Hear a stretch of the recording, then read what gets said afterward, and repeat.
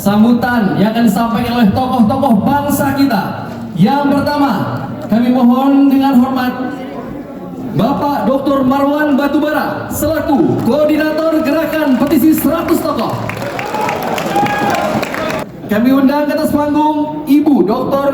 Husnul Mar'iyah, dosen senior FISIP Universitas Indonesia. Silakan. Terima kasih Mas. Assalamualaikum warahmatullahi wabarakatuh. Alhamdulillahirrahmanirrahim. Allahumma sholli ala sayyidina Muhammad. Terima kasih atas kesempatan untuk bisa menyampaikan beberapa hal pada acara ini. Pertama, saya ingin sedikit flashback tentang petisi 100. Tadi disebut-sebut soal petisi 100. Jadi pertama kali kita menyurati pimpinan DPR, lalu MPR dan DPD pada tanggal 20 Mei 2023 yang tujuannya adalah untuk menyampaikan aspirasi yang berujung pada dua tuntutan, yaitu agar DPR memulai proses pemakzulan Presiden Joko Widodo. Kemudian yang kedua, mengajak seluruh rakyat seperti yang kita lakukan pada hari ini untuk apa? Untuk bersuara, melakukan advokasi agar kedaulatan rakyat itu bisa ditegakkan. Nah, sayangnya saat itu kita tidak mendapat jawaban, ya, jangankan untuk diterima, surat kita itu dijawab juga tidak, gitu ya. Lalu akhirnya tanggal 20 Juli kita diterima oleh seorang anggota DPD Pejuang yang kebetulan saat ini adalah salah satu tim ses Amin, yaitu Pak Tamsil Limrung. Maka dibacakanlah petisi tadi pada tanggal 20 Juli di gedung MPR. Nah, itu satu hal. Kemudian yang kedua, kita setelah ada gonjang-ganjing soal angket MK, kembali kita bertulis surat kepada pimpinan fraksi-fraksi, yaitu pada tanggal 25 Januari. Nah, sampai sekarang itu belum ada kabar. Nah, yang ini saya sampaikan adalah bahwa kalau bicara tadi Pak Rizal Fadilah yang kebetulan juga sama-sama di Badan Pekerja Petisi 100 itu bicara soal pemakzulan memang lebih berat kepada urusan politik. Nah, kita mencatat sejak mungkin setahun sebelum petisi 100 menyampaikan aspirasi, sudah begitu banyak pelanggaran yang dilakukan oleh Joko Widodo. Karena itulah kita menyampaikan aspirasi pemakzulan. Ternyata karena politik itu lebih banyak bersifat konspiratif, atau rezim ini adalah rezim oligarki nepotis, maka urusan politik kelihatannya itu akan gampang dikalahkan.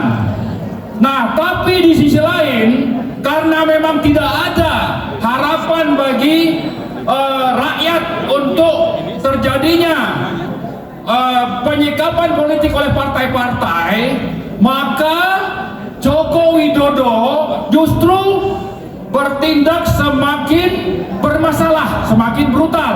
Jadi kalau sebelumnya mungkin yang dilanggar itu lebih banyak kaitannya dengan penegakan konstitusi atau yang disebut dalam pasal 7A itu, kalau kita urut ada 3 masalah besar pelanggaran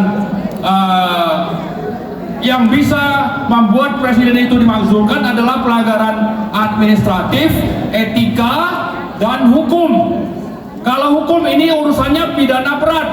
Salah satunya itu adalah pengkhianatan terhadap negara, dan itu dalam undang-undang pemilu disebutkan pengkhianat negara itu adalah pelanggar ketentuan-ketentuan dalam konstitusi. Nah, sebelumnya itu hanya sekitar 5-10 pelanggaran. Ternyata karena dibiarkan oleh DPR, pelanggaran Jokowi ini semakin menjadi-jadi, maka terjadilah putusan putusan MK nomor 90. Nah, terakhir pelanggarannya adalah curang. Jadi kita berharap DPR ya, kalau dulu solid untuk tidak memperdulikan tuntutan pemakzulan, maka dalam kondisi sekarang ini kita berharap 5 partai dari 01 dan 03 bersatu untuk mengusung dan melakukan penyelidikan kejahatan Joko Widodo khusus soal pemilu curang. Yang lain-lain mungkin akan berat, tapi cukup satu saja. Kalau mereka berminat itu bisa akan ada hasil. Masalahnya apakah mereka yang 5 partai ini benar-benar akan komited menegakkan kedaulatan rakyat dan konstitusi dan ingin kecurangan Jokowi ini diakhiri? Inilah masalahnya. Ya, kita berharap PDIP, P3, PKS, PKB dan Nasdem ini ada di garis depan. Kalau ini juga tidak ada harapan, mereka takut kalau kasus-kasus korupsinya dibongkar oleh Joko Widodo, ya, atau nanti justru akan ditawari misalnya kursi-kursi di kabinet, maka kita tidak perlu lagi percaya partai-partai pendukung 0103 ini. Saya setuju tadi teman saya, sahabat saya Pak Antoni Budiawan sudah menyebutkan, seandainya kita bergerak menduduki gedung DPR dan meminta supaya Jokowi turun dengan gerakan pro rakyat, maka itu adalah hal yang seharusnya kita lakukan, karena 5 partai yang kita harapkan ini ya sudah tidak bisa kita percaya lagi karena mereka bisa ditekan atau dipengaruhi oleh Joko Widodo. Nah, terakhir sekali saya ingatkan partai-partai, terserah itu yang ada di 02 atau 1 dan 3, untuk ingatlah akan posisi Anda sebagai wakil rakyat. Jangan jadikan lembaga tersebut untuk melanggengkan kekuasaan. Jangan jadikan rakyat ini hanya objek saat pemilu. Kalau itu yang terjadi, maka tunggulah saatnya bahwa rakyat akan bangkit melawan Anda semua, termasuk akan menghabisi orang-orang yang ada di rezim oligarki nepotis ini. Saya kira itu saja, terima kasih. Assalamualaikum warahmatullahi wabarakatuh. Terima kasih. Turunkan Jokowi. Turunkan Jokowi. Turunkan Jokowi.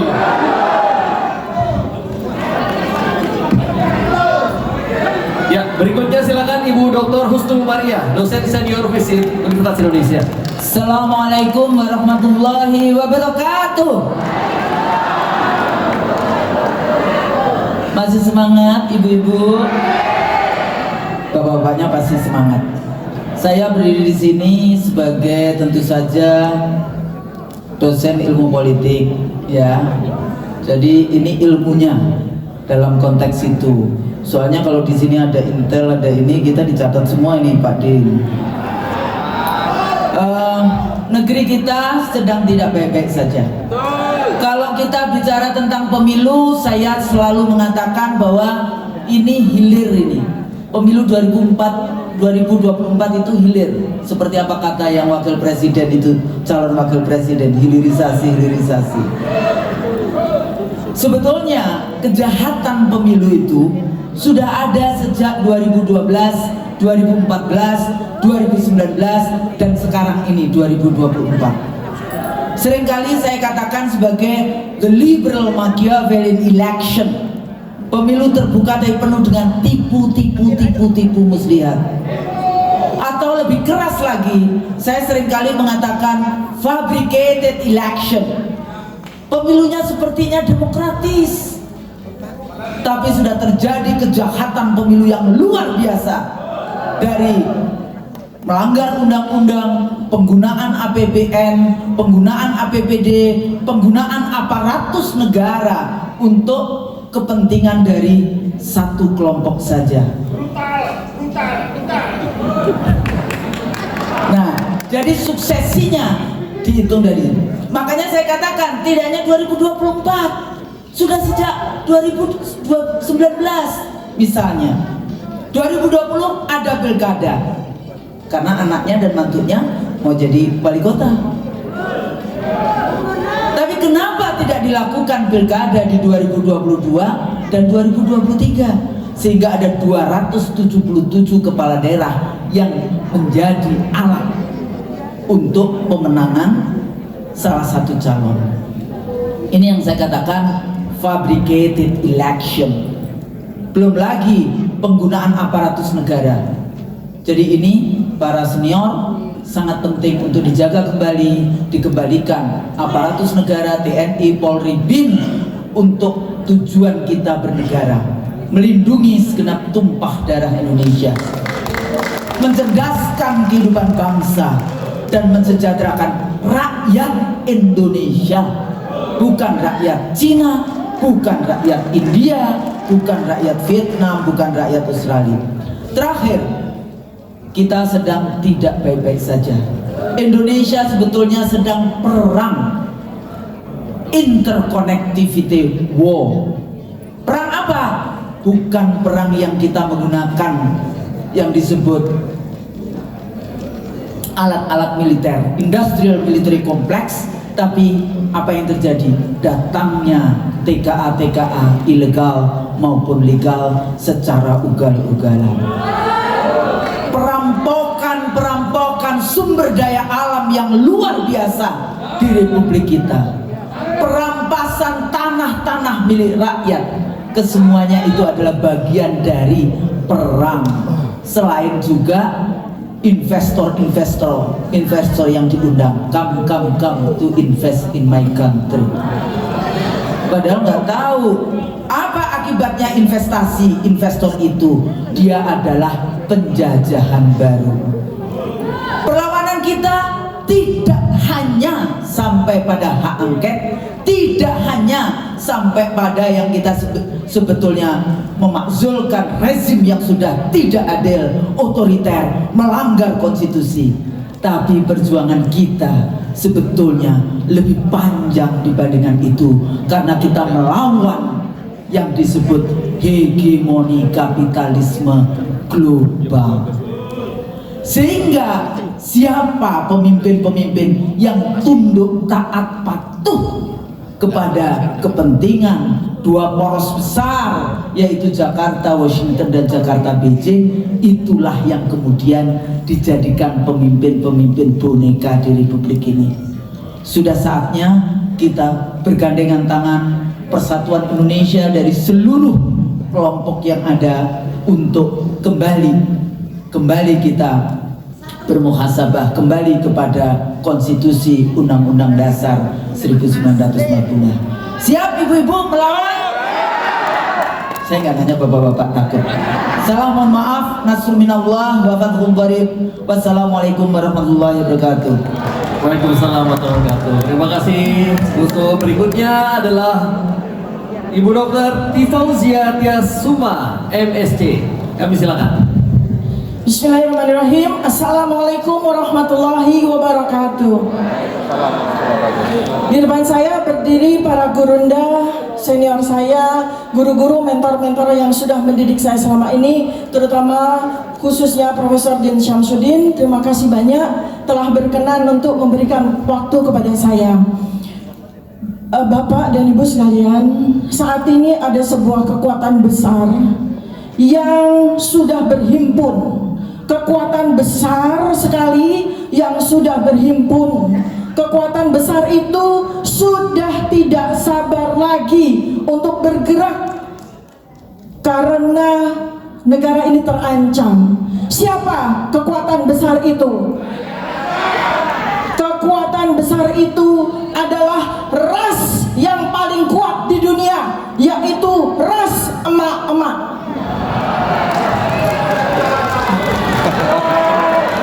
Mana emak-emak?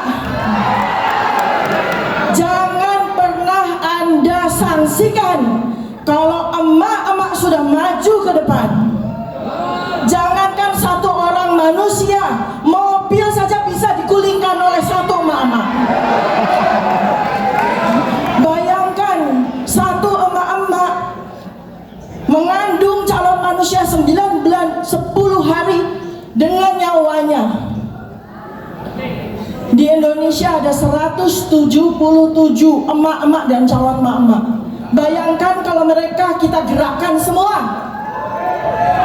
Bukan cuma satu manusia yang bisa digulingkan.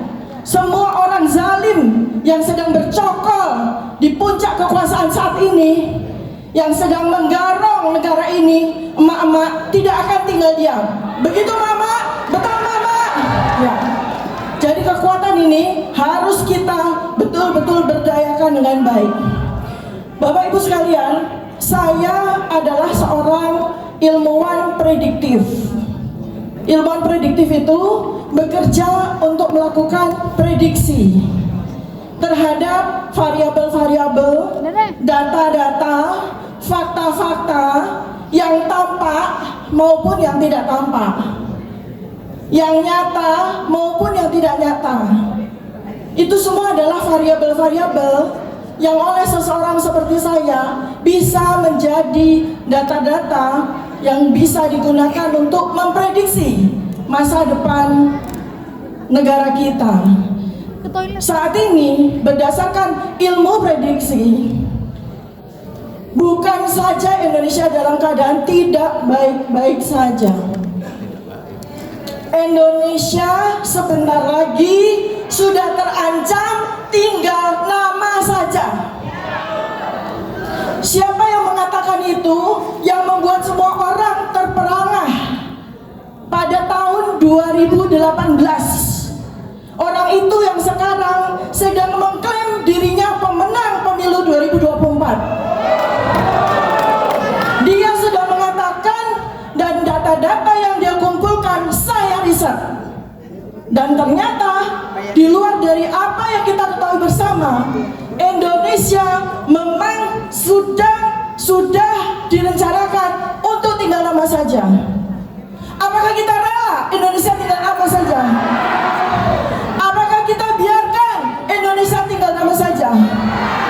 Ini adalah negara kita yang kita bangun dari darah, dari pikiran, dari segenap keringat, dari nyawa kakek moyang kita, nenek moyang kita. Bukan saja sejak 78 tahun yang lalu, salah. Sejak ribuan tahun yang lalu. Mereka berjuang selama ribuan tahun demi membuat negara ini menjadi negara yang sekarang bernama Indonesia. Jadi alangkah hinanya kita kalau kita membiarkan para penggarong, maling, penjahat merampok negara ini hanya untuk kepentingan mereka. Sesungguhnya apa yang sedang mereka lakukan sekarang? Mereka merampok. Mereka merampok habis. Mereka merampok habis-habisan. Kenapa? Karena mereka tahu Indonesia 2030 sudah direncanakan untuk tinggal nama. Jadi persoalan besar kita bukan hanya sekedar menurunkan, menggulingkan, menyeret Jokowi keluar dari istana. Bukan sekedar itu. Itu adalah satu hal yang saat ini menjadi sebuah urgensi yang harus segera kita lakukan. Karena itu adalah kunci dari perjuangan kita selanjutnya. Ya, jadi itu yang ingin saya sampaikan pada siang hari ini. Bahayanya luar biasa. Bahayanya luar biasa. Kita sudah mendapatkan negara yang luar biasa ini, harus kita perjuangkan. Salah caranya yang pertama, seret orang itu turun keluar dari istana beserta seluruh kroninya. Kita bisa, kita bisa, bisa, kita bisa, bisa, bisa. Terima kasih banyak. Billahi taufiq wal hidayah. Assalamualaikum warahmatullahi wabarakatuh. Waalaikumsalam. Luar biasa Dr. Tifa, berkobar-kobar, berapi-api.